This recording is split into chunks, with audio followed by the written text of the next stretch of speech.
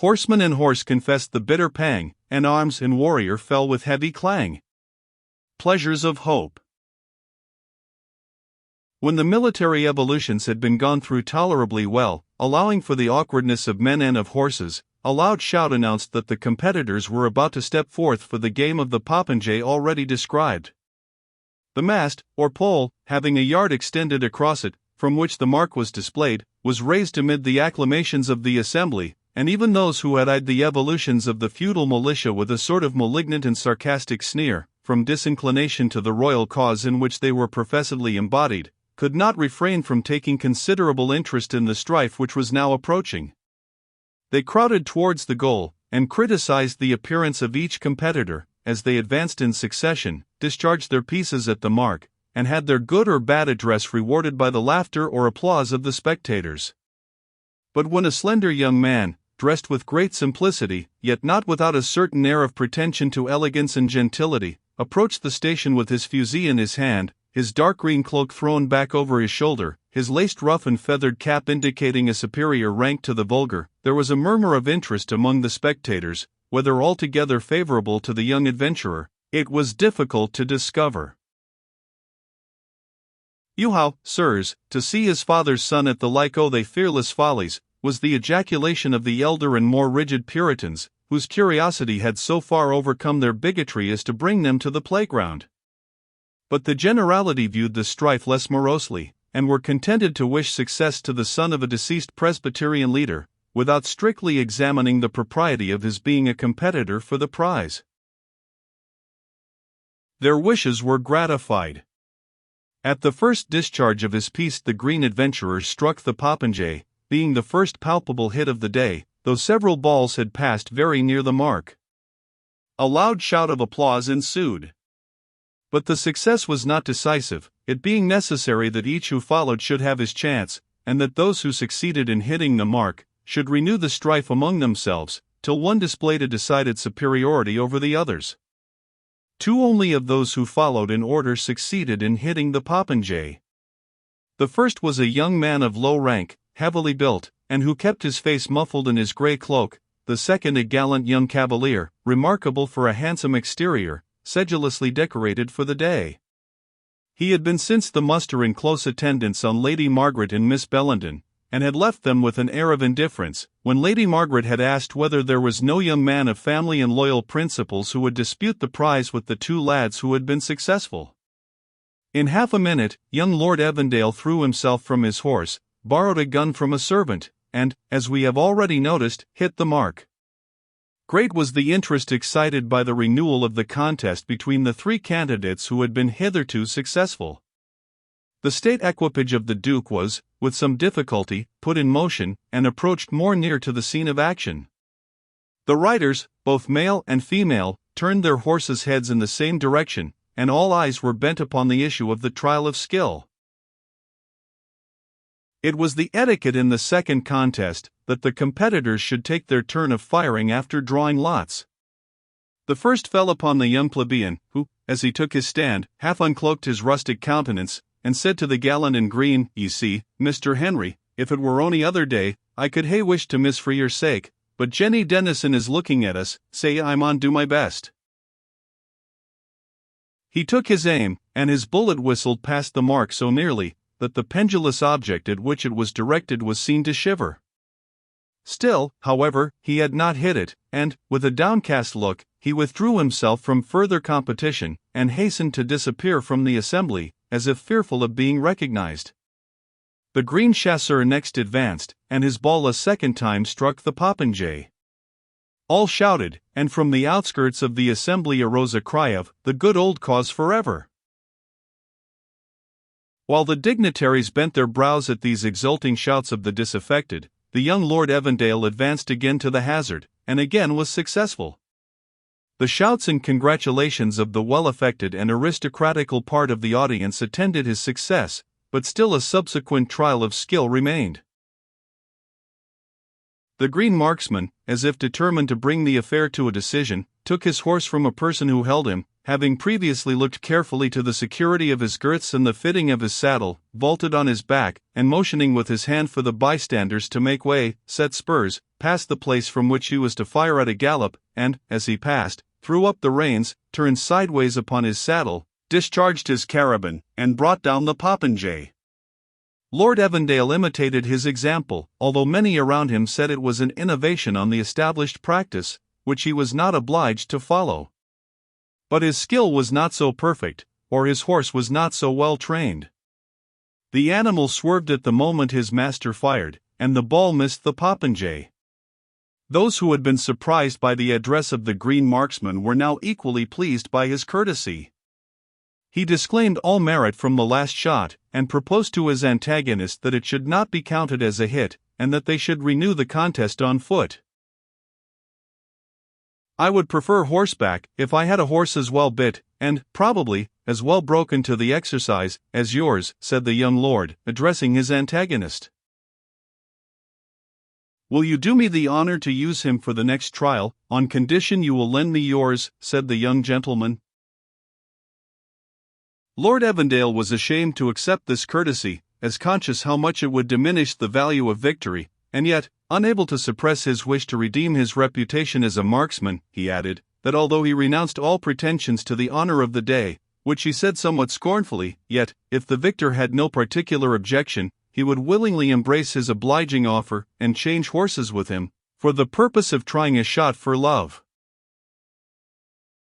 As he said so, he looked boldly towards Miss Bellenden, and tradition says that the eyes of the young terrier travelled, though more covertly, in the same direction.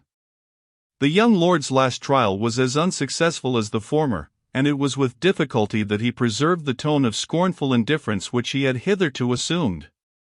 But, conscious of the ridicule which attaches itself to the resentment of a losing party, he returned to his antagonist the horse on which he had made his last unsuccessful attempt, and received back his own, giving, at the same time, thanks to his competitor, who, he said, had re-established his favorite horse in his good opinion, for he had been in great danger of transferring to the poor nag the blame of an inferiority, which everyone, as well as himself, must now be satisfied remained with the rider. Having made this speech in a tone in which mortification assumed the veil of indifference, he mounted his horse and rode off the ground.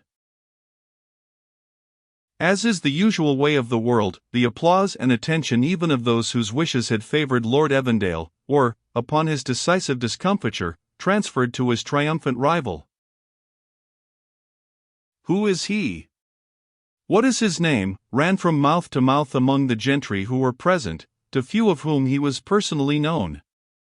His style and title having soon transpired, and being within that class whom a great man might notice without derogation, for of the Duke's friends, with the obedient start which poor Malvolio ascribes to his imaginary retinue, made out to lead the victor to his presence. As they conducted him in triumph through the crowd of spectators, and stunned him at the same time with their compliments on his success, he chanced to pass, or rather to be led, immediately in front of Lady Margaret and her granddaughter. The captain of the popinjay and Miss Bellenden colored like crimson, as the latter returned, with embarrassed courtesy, the low inclination which the victor made, even to the saddle-bow, in passing her. "Do you know that young person?" said Lady Margaret. I have seen him, madam, at my uncle's, and elsewhere occasionally," stammered Miss Edith Bellenden. "I hear them say around me," said Lady Margaret, "that the young spark is the nephew of old Milnwood. The son of the late Colonel Morton of Milnwood, who commanded a regiment of horse with great courage at Dunbar and Inverkeithing," said a gentleman who sate on horseback beside Lady Margaret. "Aye, and who, before that, fought for the Covenanters both at Marston Moor and Philiphaugh," said Lady Margaret, sighing as she pronounced the last fatal words, which her husband's death gave her such sad reason to remember. "Your ladyship's memory is just," said the gentleman, smiling, "but it were well all that were forgot now." "He ought to remember it, Gilbertsclough," returned Lady Margaret, "and dispense with intruding himself into the company of those to whom his name must bring unpleasing recollections." "You forget, my dear lady," said her nomenclator, "that the young gentleman comes here to discharge suit and service in name of his uncle. I would every estate in the country sent out as pretty a fellow." His uncle, as well as his father, is a Roundhead, I presume, said Lady Margaret. He is an old miser, said Gilbert Scruff, with whom a broad peace would at any time weigh down political opinions, and, therefore, although probably somewhat against the grain, he sends the young gentleman to attend the muster to save pecuniary pains and penalties. As for the rest, I suppose the youngster is happy enough to escape here for a day from the dullness of the old house at Milnwood, where he sees nobody but his hypochondriac uncle and the favourite housekeeper. Do you know how many men and horse the lands of Milnwood are rated at? Said the old lady, continuing her inquiry. 2 horsemen with complete harness, answered Gilbert Scruff. Our land, said Lady Margaret, drawing herself up with dignity, has always furnished to the muster 8 men, cousin Gilbert Scruff, and often a voluntary aid of thrice the number. I remember His Sacred Majesty King Charles, when he took his disjune at Tillietudlem, was particular in inquiring. I see the Duke's carriage in motion, said Gilbert Scruff, partaking at the moment in alarm common to all Lady Margaret's friends, when she touched upon the topic of the royal visit at the family mansion. I see the Duke's carriage in motion. I presume your ladyship will take your right of rank in leaving the field. May I be permitted to convoy your ladyship and Miss Bellenden home? Parties of the wild Whigs have been abroad, and are said to insult and disarm the well-affected who travel in small numbers. We thank you, cousin Gilbert Scruff, said Lady Margaret, but as we shall have the escort of my own people, I trust we have less need than others to be troublesome to our friends. Will you have the goodness to order Harrison to bring up our people somewhat more briskly? He rides them towards us as if he were leading a funeral procession. The gentleman in attendance communicated his lady's orders to the trusty steward. Honest Harrison had his own reasons for doubting the prudence of this command, but, once issued and received, there was a necessity for obeying it. He set off, therefore, at a hand gallop, followed by the butler, in such a military attitude as became one who had served under Montrose, and with a look of defiance, rendered sterner and fiercer by the inspiring fumes of a gill of brandy, which he had snatched a moment to bolt to the king's health, and confusion to the Covenant, during the intervals of military duty. Unhappily this potent refreshment wiped away from the tablets of his memory the necessity of paying some attention to the distresses and difficulties of his rear file, Goose Gibbie.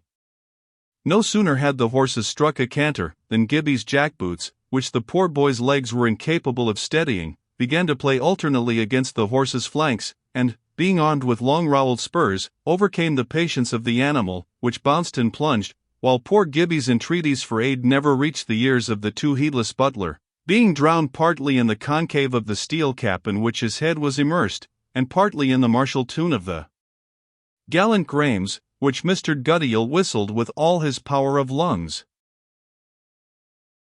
The upshot was, that the steed speedily took the matter into his own hands, and having gambled hither and thither to the great amusement of all spectators, set off at full speed towards the huge family coach already described.